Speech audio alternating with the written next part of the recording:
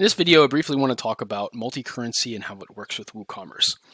Multi-currency is a feature that is available on the advanced subscription tier in Katana and above, and it is fully supported in our WooCommerce integration.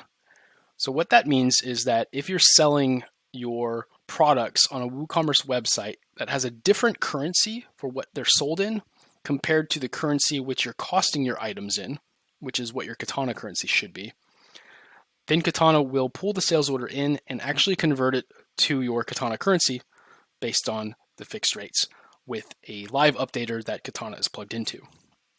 I really encourage you to check out our multi-currency tutorial series to get more familiar with the topic, but I do want to mention it in this short video to show you what it looks like.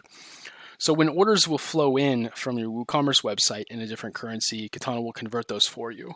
It'll look a little bit like this. I'll use this example. I don't have a WooCommerce example. This is what it looks like on Shopify, but it's exactly the same.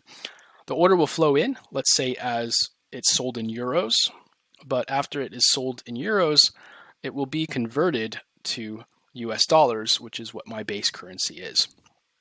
And so when that conversion takes place, it becomes fixed.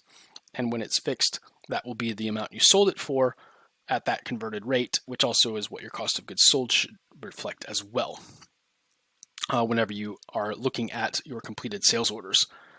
So that's a nice little overview of what multi-currency looks like with respect to the integration and how it is supported, but you will need to do an upgrade in order to use it. So I hope that you have found this video tutorial series useful for WooCommerce. Anything that comes up that you have any questions about, you're always more than welcome to write to our wonderful support team. We've got some great people over there that will be willing to help you. Okay, take care.